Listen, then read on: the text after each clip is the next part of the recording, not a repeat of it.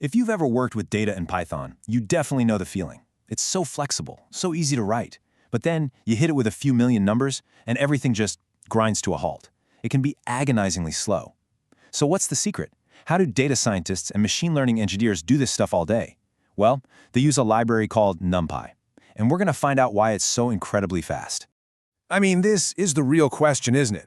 How on earth can one single line of NumPy code that looks almost the same as plain old Python just demolish a traditional loop by 100 times or more? I promise you, it's not magic. It's just some really, really brilliant design. And it all comes down to what's happening behind the curtain.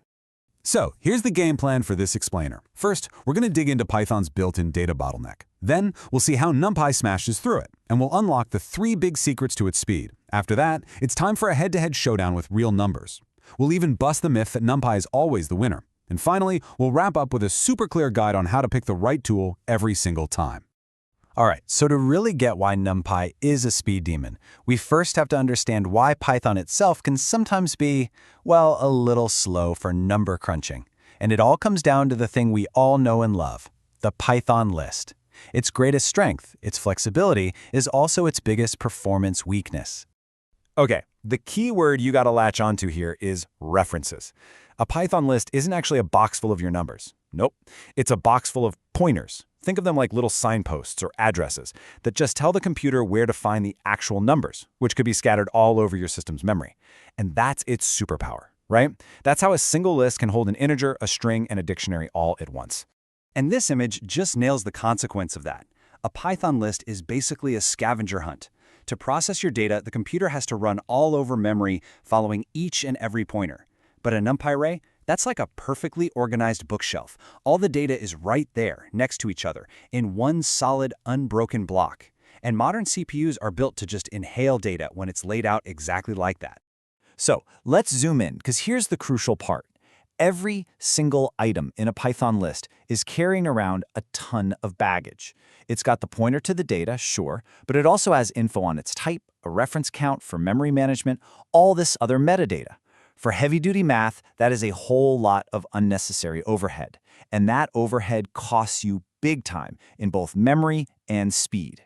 And this is where NumPy swoops in to save the day. It was literally built to solve this exact problem. It just strips away all that extra baggage and says, nope, we're just storing the raw numbers, and we're going to do it as efficiently as possible.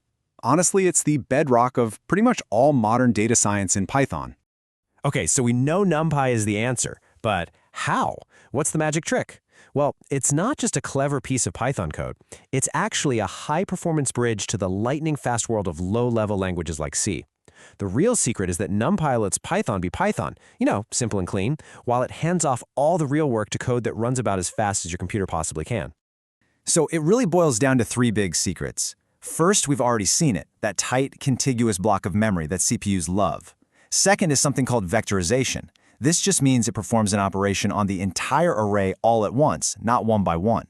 And the third, and maybe the most important secret, is that those operations aren't even running in Python. They're executed by super optimized, precompiled C code in the background.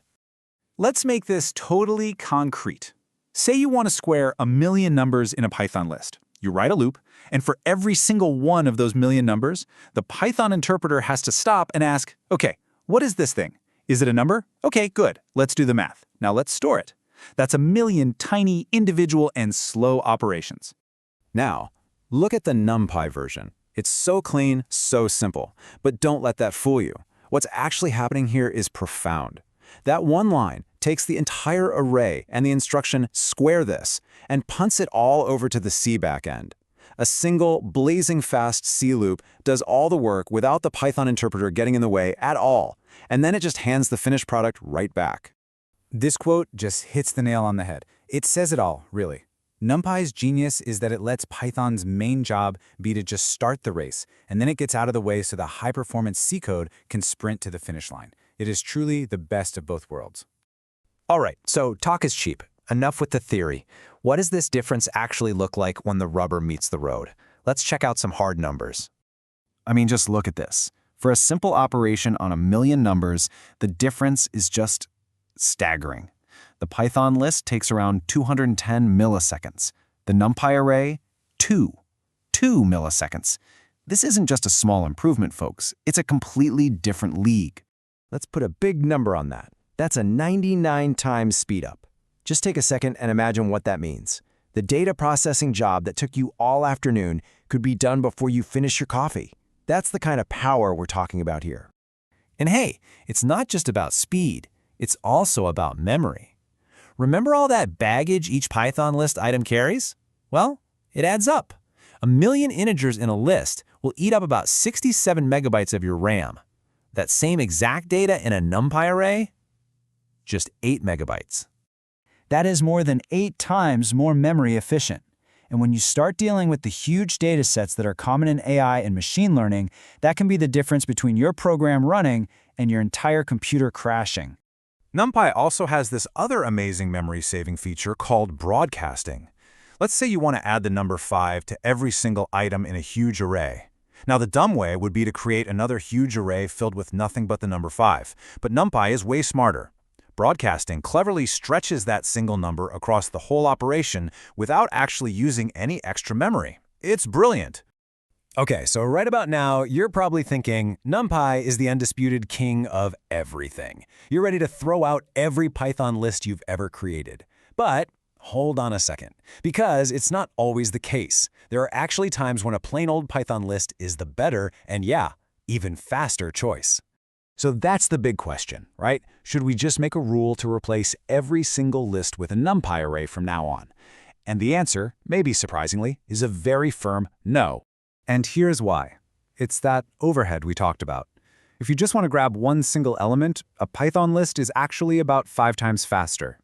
Think about it. Every NumPy operation has to pay a small startup fee to get its C backend ready. For a massive calculation, that fee is nothing. But if you're just doing one tiny little thing, that startup fee is way bigger than the task itself. And this really brings us to the most important point of this whole discussion.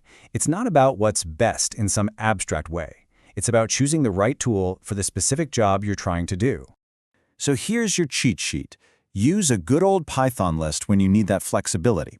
Mixed data types, you're always adding or removing items, or your data set is small and performance just isn't a big deal. But the moment you find yourself doing math on a big chunk of numbers, or you're worried about memory, or you're using libraries like Pandas or scikit-learn, that's your cue to reach for a NumPy array. So the next time your Python code is just chugging along, I want you to pause and ask yourself this question. Before you go and try to optimize some complex algorithm, take a look at the container holding your data. Because sometimes the biggest performance boost you can get isn't from changing your logic, it's from changing your list to an array. And that's not just an optimization, it's a fundamental step toward writing truly powerful code.